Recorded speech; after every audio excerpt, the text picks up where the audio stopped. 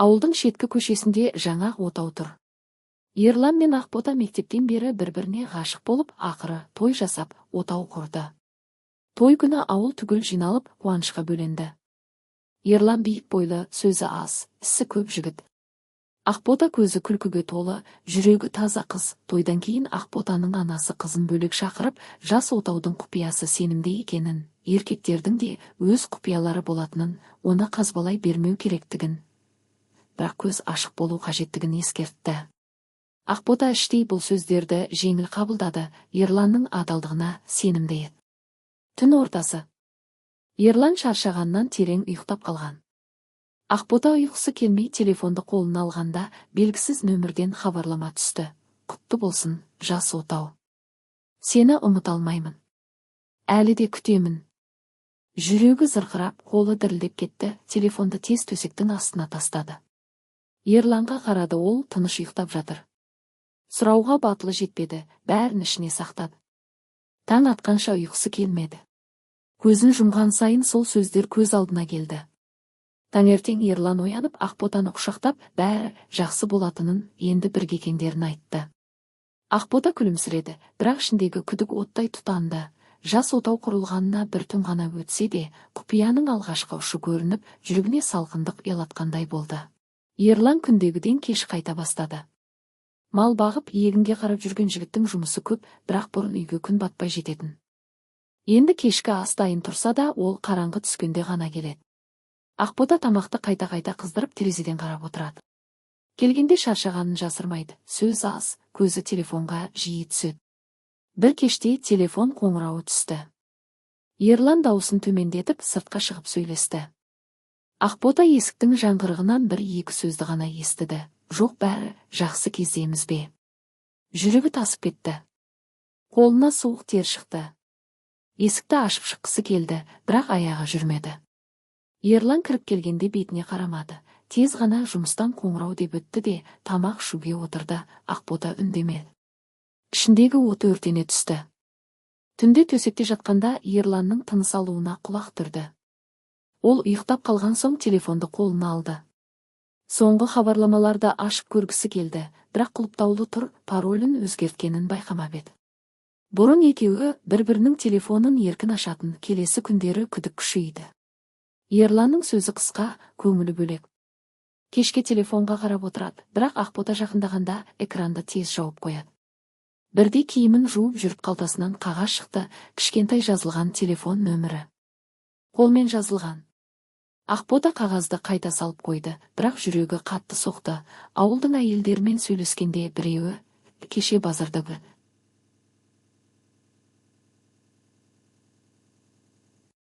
Ақбота күліп жіберді, бірақ іші қысылып кетті. Түнде тағы да ұйқысыздық. Ерлан ұйықтап жатыр, ал Ақбота төсектің шетінде отырып, қараңғыға қарай.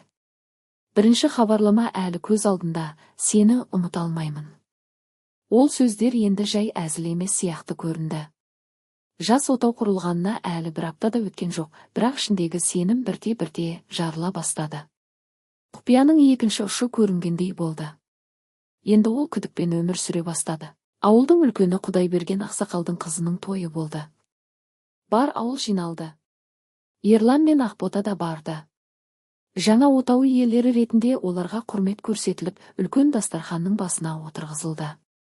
Қымыз құйылып, ән шырқалып, қуаныш көп еді. Тойдың ортасында Ерланның мектептегі сыныптасы Гүлзия келді. Қалалық киім киген, шашы сәндеулі, бетіне жеңіл әсемдік жаққан әйел. Ол Ерланды көре сала жымиып қасына келіп сөйлесті. Екеуі бірден танысқан адамдай күлсіп, ескі әңгімелерді еске алды. Ақбота қарап отырды. Гүлзияның қолы Ерланның иығына тиіп, күлкісі жоғары шықты. Ерлан да жымиып бірдеңе айтып тұр. Ақботаның іші қысылып кетті. Ол күлімсіреуге тырысты, бірақ көзі Гүлзияға қадалып қалды. Тойдан кейін үйге қайтар жолда машинада үнсіздік орнады. Ақбота терезеге қарап отырды, Ерлан руль ұстап, бірдеңе ойлаған сияқты. Үйге жеткенде Ақбота шыдай алмай ішкі толқуын жасыра алмады. Гүлзияның келуі, оның Ерланмен сөйлесуі, күлкісі, бәрі көз алдында. Ол түнде төсекте жатқанда сол көріністерді қайта-қайта еске алды. Ерлан ұйықтап қалған соң телефонды қолына алды, бірақ ештеңе жазбады. Тек сол белгісіз нөмірден түскен бірінші хабарламаны қайта ашып оқыды. Келесі күндері ауылда сөз тарады. Біреулер Гүлзия қаладан арнайы келген сияқты, Ерлан мен ескі таныс екен деп айтып жүрді. Ақбота естіген сайын ішіне от түсті. Бірақ Ерланға ештеңе айтпады. Ол тек бақылай бастады. Ерланның кеш қайтуы, телефонға жиі қарауы, кейде ойға шомып кетуі, бәрі күдікті болса. Бір кеште Ерлан сыртқа шығып біраз уақыт телефонмен сөйлесті. Ақбота терезеден қарап тұрды. Ол сөйлесіп болған соң үйге кіріп, ештеңе болмағандай тамақ ішуге отырды. Ақбота үндемеді, бірақ жүрегі қатты соғып тұрды. Жас отауға салқындық кіре бастады. Құпияның үшінші ұшы Гүлзия есімді әйелдің келуімен анық көрінді. Ақбота енді күдікпен ғана емес, қызғанышпен де өмір сүре бастады. Ақбота күдіктің отында күйіп жүрген күндерінің бірінде Раушан апайдың үйіне барып, Гүлзия туралы сұрады. Апай әңгімені бірден түсініп, дауысын төмендетіп айтты. Гүлзия мен Ерлан мектепте жақын болған. Ауыл жастары оларды бірге үйленеді деп ойлаған. Гүлзия қалаға оқуға кеткенде Ерлан шығарып салған, бірақ қыз бірте-бірте хабарласпай қойған. Ерлан бір жылдай күткен, сосын ішінен шығарған. Гүлзия қалада бай күйеуге тұрмысқа шығып, ажырасқан соң ғана ауылға қайтып келген. Кейбіреулер оның әлі Ерланды ұмытпағанын айтады. Ақбота үндемеді. Раушан апайдың сөздері жүрегіне қадалды. Енді бәрі түсінікті болды. Бірінші хабарлама, Ерланның кеш қайтуы. Үйге қайтып бара жатқанда көзіне жас келді. Ерланның жүрегінде әлі сол махаббаттың көлеңкесі бар екенін сезді. Кешке Ерлан келді. Әдеттегідей тыныш, бірақ ойға шомған. Ақбота тамақ қойды, өзі аз ғана жеп үнсіз отырды. Түнде төсекте жатқанда ойлады, егер Гүлзия шынымен қайтып келсе, Ерлан не істейді? Құпияның төртінші ұшы ашылды. Гүлзияның өткені Ерланның жүрегінде әлі тір екен. Ақбота енді күдікпен бірге қорқынышпен де өмір сүре бастады. Ақбота енді тыныш отыра алмады. Раушан апайдың сөздері миында қайталанып, түнде ұйқысын қашыратын болды. Ерланның әр қимылы күдікті көрінетін, телефонды қолына алғаны, сыртқа шығып сөйлескені, кеш қайтуы, бәрі Гүлзияға апаратындай елестейтін. Бір кеште шыдай алмай, Ерлан тамақ ішіп отырғанда қарсысына отырып, дауысын сәл көтеріп сұрады. Сен Гүлзиямен неге сонша сөйлесесің? Ерлан қасықпен тоқтап бетіне қарады. Бір сәт үнсіздік орнады. Сосын баяу, қандай Гүлзия? Тойда көрген шығарсың. Жай таныс. Жай таныспа. Мектепте жақын болғансыңдар ғой. Ол қайтып келген соң сен де өзгердің. Ерланның көзі қаттырақ болды. Қасықты тарелкаға қойып, не деп тұрсың? Мен саған опасыздық жасадым ба? Сен не ойлап жүрсің? Ақбота көз жасын ұстай алмады. Сен әлі оны ұмытпағансың. Мен бәрін білдім. Ол саған хабарлама жазған шығар. Сол белгісіз нөмір. Ерлан орнынан тұрып кетті. Дауысы қатты шықты. Сен менің телефонымды қарадың ба? Құпияны бұздың ба? Мен сенің жүрегіңді іздеп жатырмын. Сен маған адал емессің. Үй ішіндегі ауа ауырлады. Ерлан есікке қарай беттеді. Сен маған сенбейсің. Онда не үшін бірге тұрамыз? Ол сыртқа шығып кетті. Ақбота жалғыз қалып үстел басында отырып жылады. Бірінші рет осылай қатты ұрысқан еді. Екеуі де бір-біріне сөз айтқан емес еді. Түнде Ерлан қайтып келмеді. Ақбота төсекте жатып телефонға қарады. Жаңа хабарлама жоқ. Бірақ ішіндегі қорқыныш күшейді. Егер ол Гүлзияның қасына кетсе ше? Таңертең Ерлан келді. Беті қараңғы, көзі қызыл. Үндемей тамақ ішті. Ақботада үн қатпады. Олардың арасында енді сөз емес, салқындық тұрды. Жас отау құрылғанына бір айға жетпегенде ішкі жарылыс басталды. Сенімнің орнын қызғаныш пен өкініш басты. Құпия енді жасырын емес, ол ашық жараға айналды. Бір кеште Ерлан тамақ ішіп отырғанда Ақбота қарсысына отырып, дауысын дірілдетіп, бірақ қатты шығарып сөйледі. Сен Гүлзияны әлі ұмытпағансың ғой, солай ма? Ерлан қасығын тастап бетіне қарады. Көзіне бір сәт таңданыс, сосын ашу келді. Не деп тұрсың сен? Қайдан шықты бұл сөз? Мен бәрін білдім. Мектепте жақын болғансыңдар. Ол қайтып келген соң сен өзгердің. Кеш қайтасың, телефонды жасырасың, сыртқа шығып сөйлесесің. Ол саған хабар жазған шығар, сол белгісіз нөмірден. Ерлан орнынан атып тұрды. Дауысы қатты шықты, бірақ ішіндегі ауырсыну анық естілді. Сен менің телефонымды қарадың ба? Менің құпиямды бұздың ба? Мен саған не істедім? Ақботаның көзіне жас толып дауысы жарылып кетті. Мен сенің жүрегіңді іздеп жатырмын, Ерлан. Сен маған адал емессің. Мен әр түнде сол хабарламаны ойлап жатырмын. Сені ұмыта алмаймын деген сөздерді. Сен оны әлі күтесің бе? Ерланның беті қызыл болып кетті. Қолы жұдырыққа түйілді, бірақ дауысы бір сәт бәсеңдеді. Ол ескі хабарлама. Мен оны жауап бермедім. Сен неге маған сенбейсің? Мен саған үйлендім, Ақбота. Сенен басқа ешкім жоқ деп айттым ғой. Онда неге өзгердің? Не үшін кеш қайтасың? Не үшін телефонды жасырасың? Мен саған сенгім келеді, бірақ сен маған шындықты айтпайсың. Ерлан есікке қарай беттеді. Дауысы қатты шықты, бірақ соңғы сөздері дірілдеп кетті. Сен маған сенбейсің. Онда не үшін бірге тұрамыз?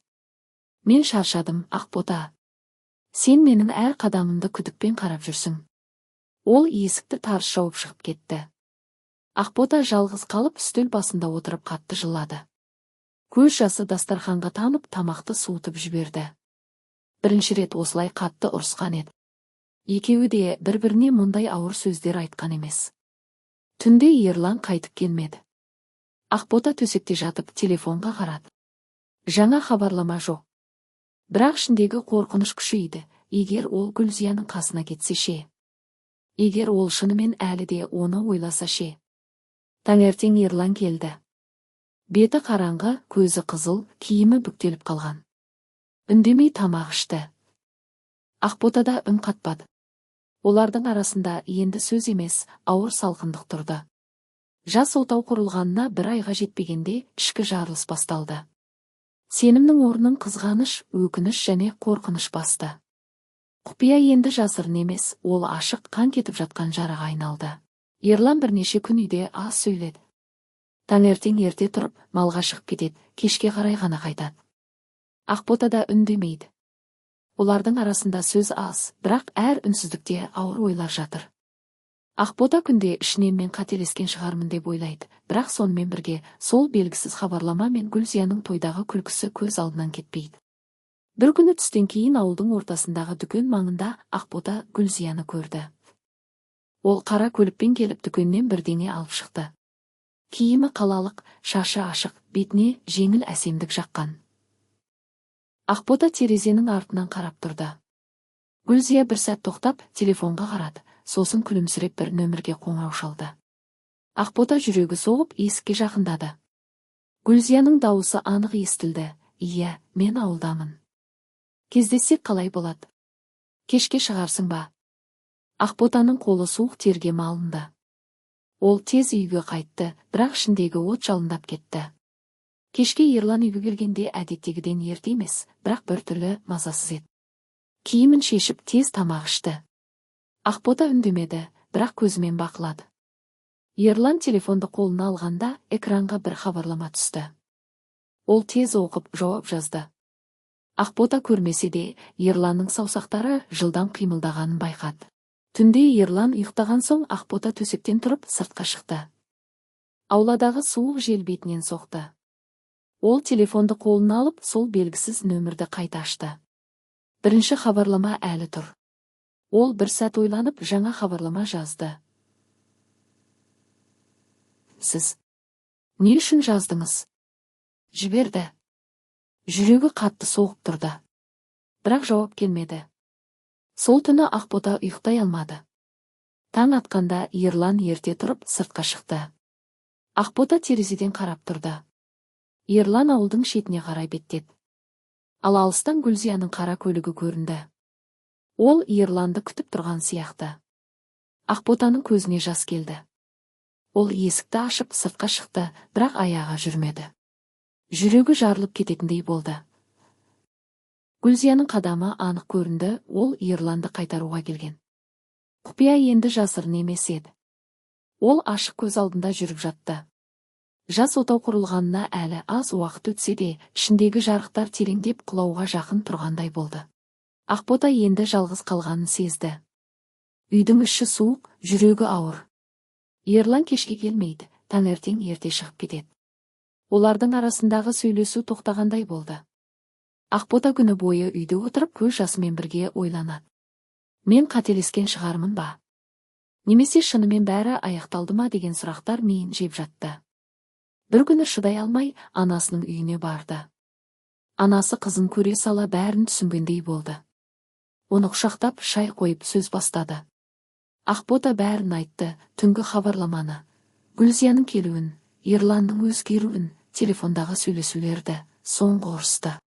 Көзіне жас толып, дауысы дірілдеп тұрды. Анасы тыныш тыңдап болған соң, қолынан ұстап баяу сөйледі. Қызым, отаудың ең ауыр сынағы осы. Сен қазір қызғаныш пен қорқыныштың арасында тұрсың. Бірақ есіңде болсын, махаббат сенімсіз болмайды.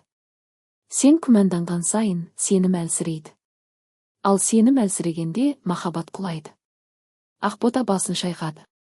Бірақ анашым, мен бәрін көріп тұрмын. Ол Гүлзиямен кездеді. Ол әлі де оны ойлайды. Анасы көзін жұмып, терең дем алды.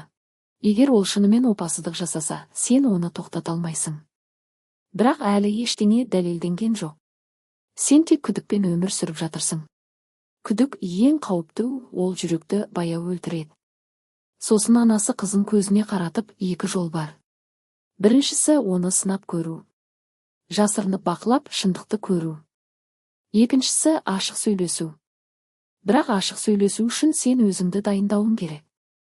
Егер ол шындықты айтса, қабылдай аласың ба? Немесе сен оны жоғалтудан қорқасың ба? Ақбота үндемеді. Анасының сөздері жүрегіне қадалды. Мен қорқамын. Оны жоғалтудан қорқамын. Онда сынап көр. Бірақ сынақтан кейін шешім қабылда. Немесе бірге қалу, немесе ажырасу. Бірақ күдікпен өмір сүре берме. Ол сені де, оны да құртады. Ақбота анасын құшақтап, жылдап шықты. Үйге қайтар жолда шешім қабылдады, Ерланды сынап көреді. Ол қалаға бір аптаға кетемін деп айтады. Бірақ шын мәнінде ауылда қалып, жасырынып бақылайды. Құпияның жетінші ұшы Ақботаның шешімі болды. Ол енді тек күдікпен емес, белсенді ізденіспен де өмір сүре бастады. Жас отау әлі құлаған жоқ, бірақ құлау шегіне жақындап қалғандай еді. Ақбота анасының сөздерінен кейін бірнеше күн ойланып жүрді. Ішіндегі қорқыныш пен күдіктің оты бәсеңдемеген. Ақыры шешім қабылдады, сынақ жасайды. Бір кеште Ерлан үйге келгенде, Ақбота тамақ қойып отырып, баяу айтты, мен қалаға бір аптаға барамын. Әжемнің денсаулығы нашарлап жатыр, көмектесемін. Ерлан қасығын қойып бір сәт үнсіз қарады. Сосын басын изеді, жақсы. Қашан кетесің? Ақбота жүрегі қатты соғып тұрғанын жасырды. Ерланның даусында ешқандай қарсылық, ешқандай өкініш жоқ еді. Тек жақсы деген бір сөз. Келесі күні Ақбота заттарын жинап, ауылдан шыққан автобусқа мініп кеткендей болды. Бірақ шын мәнінде автобус ауылдың арғы жағында тоқтағанда түсіп қалды. Жасырынып көршінің үйіне кіріп, терезеден бақылауды бастады. Бірінші күні Ерлан әдеттегідей малға шықты. Бірақ кешке қарай үйге келмей, ауылдың шетіне қарай беттеді. Ақбота жүрегі ауыра тұрып, алыстан бақылады. Гүлзияның қара көлігі сол жерде тұр екен. Ерлан көлікке мініп кетті. Ақботаның аяғы дірілдеді. Ол жасырынып, ауылдың шетіндегі ескі қораның артына тығылды. Көліктен Ерлан мен Гүлзия түсті. Гүлзия күлімсіреп, Ерланның қолынан ұстап, бірдеңе айтып тұрды. Екеуі қараңғыға қарай бірге жүрді. Ақбота көз жасын ұстай алмады. Жүрегі жарылып кететіндей болды. Екінші күні де солай. Үшінші күні Ерлан Гүлзияның үйіне кірді. Ақбота сырттан қарап тұрып, ішінен бітті. Бәрі бітті деп қайталады. Төртінші күні Ақбота шыдай алмай, үйге қайтып келді. Ерлан әлі қалада жүрмін деп ойлайтын. Бірақ үйге кіргенде Ерланның киімдері әлі сол қалпында тұр. Ол әлі келмеген еді. Ақбота төсекке отырып қатты жылады. Сынақ аяқталмаған, бірақ шындық анық көрінді. Ерлан Гүлзиямен кездесіп жүр. Жас отау құрылғанына небәрі 2 ай өтсе де, ол енді құлауға дайын тұрғандай болды. Ақбота шешім қабылдады. Ерлан қайтып келгенде бәрін бетіне айтады. Енді жасырынбақ ойнамайды. Құпияның 8-ші ұшы ашылды, сынақ шындықтың бетін ашты. Ақбота енді қорқынышпен бірге ашу мен өкінішті де сезінді. Ақбота сынақтан кейін үйге қайтып келді. Жүрегі сынып, көзі қызарып, аяғы әрең басылатын. Терезеден сыртқа қарап отырып, сол көріністерді қайта-қайта еске алды. Ерлан Гүлзияның қара көлігіне мініп кетуі, қол ұстасып қараңғыға қарай жүруі. Әр сурет жүрегіне пышақтай қадалды. Ол енді жасырынбақ ойнамайтын болды. Шындықты бетпе-бет айтуға шешім қабылдаған. Кешке қарай Ерлан үйге келді. Беті шаршаған, бірақ біртүрлі тыныш. Киімін шешіп тамаққа отырды. Ақбота қарсысына тұрып қалды. Даусы дірілдеп, бірақ қатты шықты. Мен бәрін көрдім. Ерлан қасығын тоқтатып бетіне қарады. Көзінде таңданыс пен қорқыныш аралас. Не көрдің? Мен қалаға кеткен жоқпын. Жасырынып қалдым. Сенің Гүлзиямен кездескеніңді, қол ұстасып жүргеніңді, оның үйіне кіргеніңді. Бәрін. Ерланның беті бір сәт ағарып кетті. Ол орнынан тұрды, дауысы төмен шықты. Сен мені бақылап жүрдің бе? Ақботаның көзінен жас ыршып шықты. Дауысы жарылып кетті. Мен сенің жүрегіңді іздеп жүрдім. Сен маған үйлендің, бірақ жүрегің әлі Гүлзияда. Ол саған хабарлама жазған, сен онымен кездесіп жүрсің. Мен не істедім саған? Не үшін осылай алдадың? Ерлан үндемей қалды. Қолы дірілдеп, көзі төмен түсті. Бір сәттен кейін ғана, баяу, мен опасыздық жасамадым. Бірақ өткенді ұмыта алмадым. Ол келген соң бәрі қайта оянды. Ақбота қатты жылады. Үйдің іші ауыр үнсіздікке толды. Ерлан ештеңе қосып айта алмады. Ол тек төмен қарап тұрды. Ақбота жүрегі жарылып кететіндей болды. Жас отау құрылғанына небәрі 2 ай өтсе де, ол енді құлау шегіне жеткен. Құпияның 9-шы ұшы шындықтың ашық бетпе-бет келуі болды. Ақбота енді тек қызғанышпен емес, терең өкінішпен де өмір сүре бастады.